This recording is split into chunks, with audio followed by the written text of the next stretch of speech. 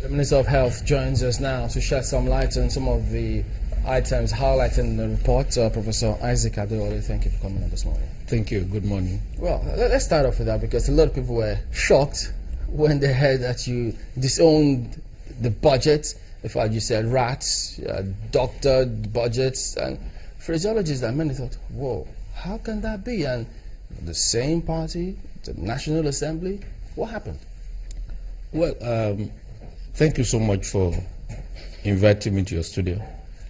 What I was presented with on the floor of the National Assembly was at variance with what we submitted. So I think some errors were committed somewhere along the line, and these have been admitted by quite a number of people. And I could not defend a budget that did not reflect the thinking and philosophy of the present administration. This present administration is committed to addressing the imbalance, the inequity within the health system, and we are quite committed to putting things right. So in preparing the budget, we were quite conscious of the promise that the party made to Nigerians. We wanted to reposition the health of the Nigerian people. We wanted to place public health at the forefront of our health agenda. And so when we saw that budget as presented, there was nothing allocated to public health and nothing allocated to family health. The implication is that we will not be able to buy vaccines for children.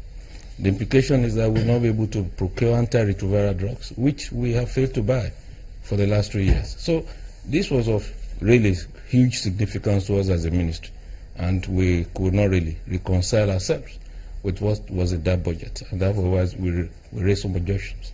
So those who were responsible, what was their situation now?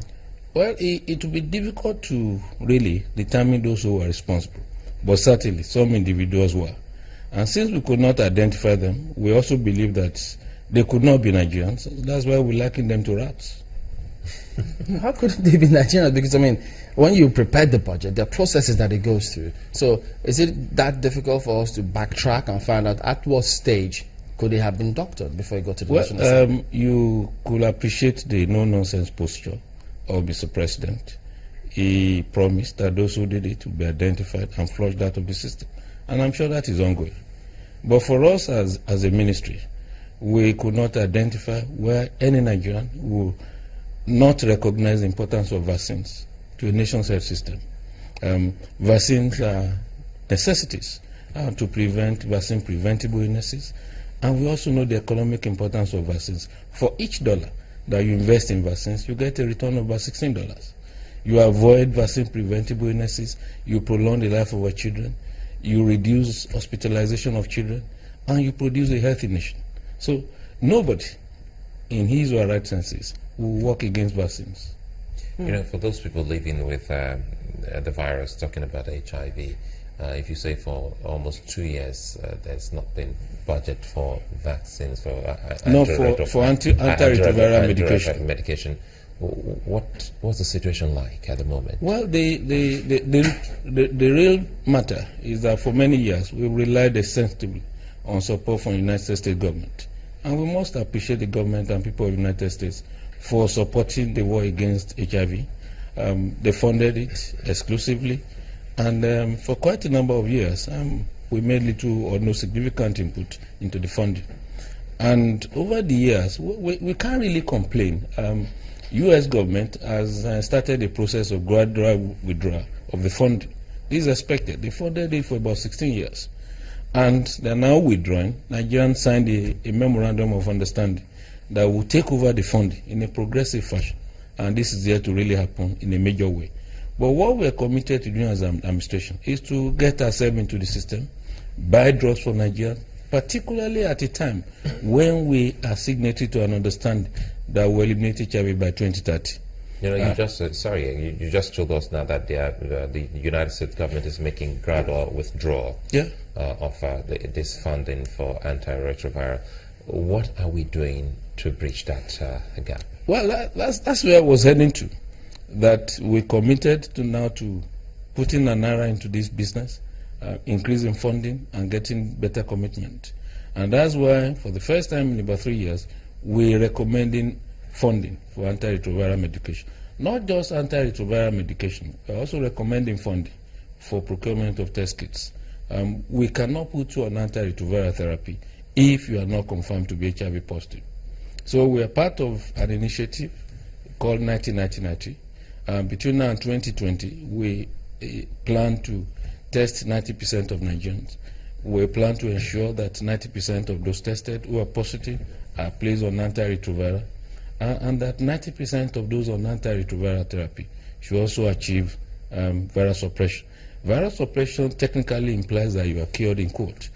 We could no longer detect the virus in the system. That does not imply that it's completely gone, but it's a proxy of how effective the therapy has been. And if we want to do this, we must provide money for antiretroviral, for test kits. We need to put people on treatment, and we're looking at a situation where we'll put about 2.5 million Nigerians on therapy in the next 3 years. So I want to quickly go back to the monies involved here. I think it was only recently there was a National Economic Council retreat where the president identified 5 key areas that they would like to intervene very quickly, and health, thankfully, was number 5. Was one of those areas. He talked about how so much money. You're aware of how much money is being expended on foreign medical tourism, by Nigerians on a yearly basis. What's the plan to ensure that that is reversed? Well, the plan actually is to look at it in a comprehensive manner. About $1 million is estimated to be involved in this drain on our resources. And many of us believe that this is actually the tip of the iceberg. For each person that traveled out of the country, that person will be accompanied by at least one other person, a relation, and who will also have to pay for air travel, who also have to pay for hotel accommodation, we have to feed. And so we think we're probably spending more than maybe 1.5 or 2 billion US dollars every year. But what we want to do is not just to look at medical tourism as an isolated case. We want to reposition the entire health system in a way that we can get value. The APC administration offered to put it at the doorstep of the average Nigerian.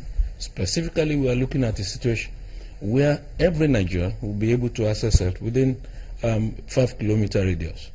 But what that implies is that we need to do a radical restructuring of the health system. We want to reposition the health system. We want to implement universal coverage. And what do we mean by universal coverage? We want to ensure that every Nigerian is able to access qualitative health care without developing another illness. It's already 1 year into almost 1 year since this administration was sworn in. So when you say we want to, people are still wondering how much time do you really have left? What have you begun to do? The ministers were appointed November 11. So we're actually talking about 4 months. What have we done in the last 4 months? We decided to do a diagnostics. We developed a proposal to address universal coverage. We submitted it to presidency. Presidency sent it for external review. 2 reviewers who turned in positive report on this. And they asked us to do a few things to adjust it and make sure that we develop a sustainable structure for this new health plan. What do we want to do? Initially, our plan was to target for 3 million Nigerians. The vice president said, no, that's not enough. An administration that is committed to targeting poor people must look beyond for 3 million people.